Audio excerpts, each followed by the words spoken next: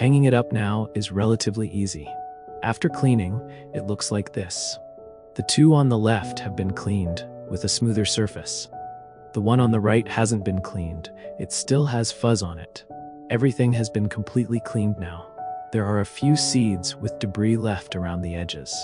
During cleaning, the shell of some seeds was peeled off.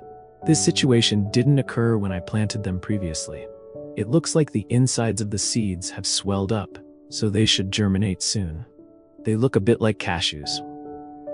I'll set these aside for now and handle the other seeds first. This is the normal process. The others were shortcuts. All you need to do is crack the shell a bit. I chose to crack the spot where there are two raised points, right here. It doesn't need to be fully cracked, just a small break will do. Simply sand it down a little to make a small flat surface. No need to sand too deeply to avoid damaging the wrinkles inside. If you don't have sandpaper, other tools work as long as you achieve the same purpose. It doesn't need to be completely smooth either. Once all the seeds are sanded, soak them in water for about 1 to 2 days. These few seeds don't need to be soaked. Soak them briefly to soften them. Then you can move on to germination. For now, I'll put them in this box to germinate. They also need a warm environment, around 30 degrees Celsius or slightly higher, 35 degrees Celsius at most. If it's too hot, the seeds can rot easily.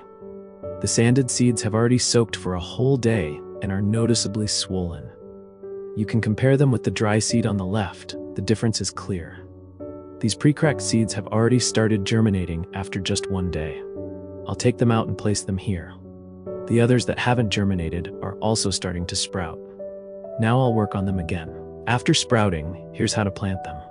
Don't bury the seed entirely, as the high germination temperature can cause them to rot.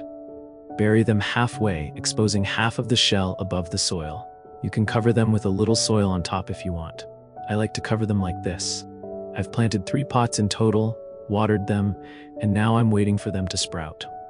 The nighttime room temperature is 25 degrees Celsius, and during the day it gets close to 30 degrees Celsius, which is just right.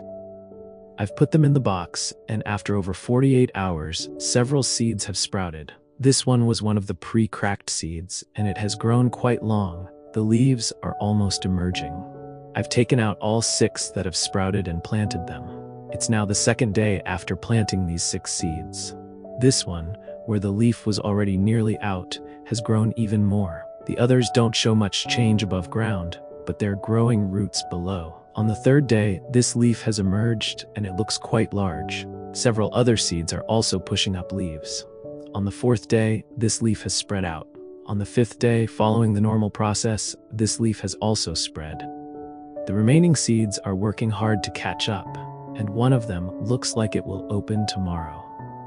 On the 6th day, this leaf has fully opened and the rest have germinated.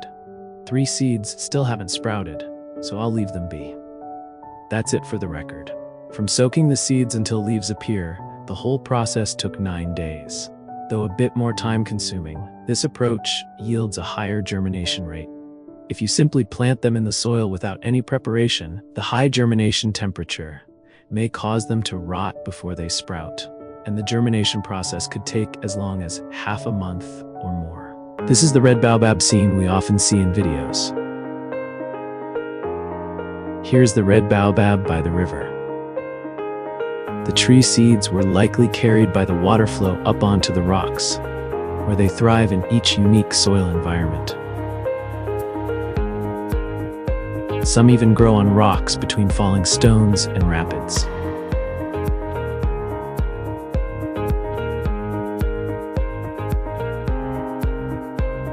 Every year before winter, the red baobab sheds its leaves,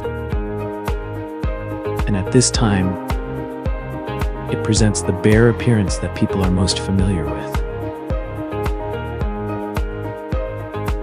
When it bears fruit, however, it is also quite beautiful. A mature fruit can weigh up to 2 kilograms,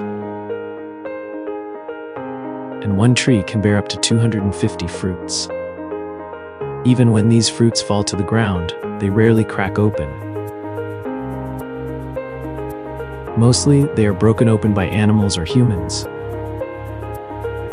who then eat the flesh inside. Yes, they eat the flesh inside. Eventually, the fruit shells are eaten by ants or decomposed.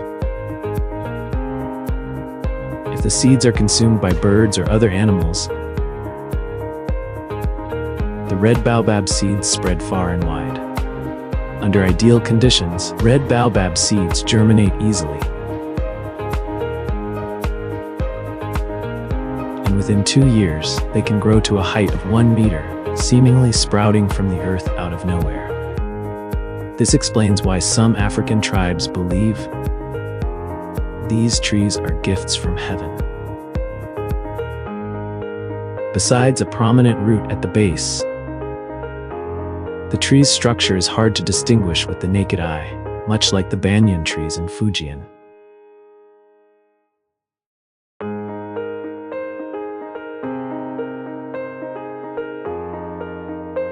Red baobabs also have broad plank-like roots, which grow deep into the ground, making it easier to absorb precious rainwater.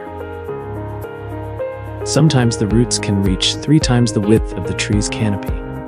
After absorbing water, the rain is released through the young leaves, and the bare branches start to fill with leaves. The baobab's flowering process goes like this.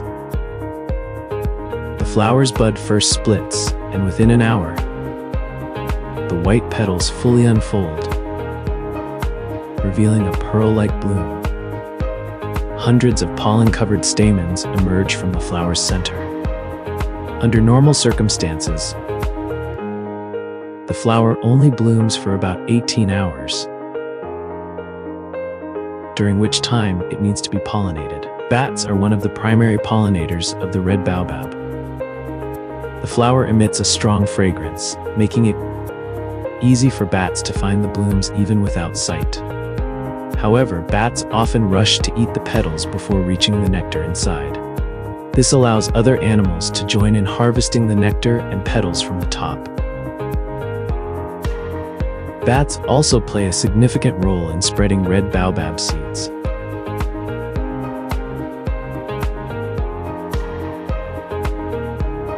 For example, in Zimbabwe's Monopools National Park, many red baobabs grow on cliff edges thanks to bats. Since bats have poor digestion, some seeds remain in their droppings after they eat red baobab fruits. And because bats like to defecate near cliff edges, these seeds are scattered on steep slopes where they take root and germinate.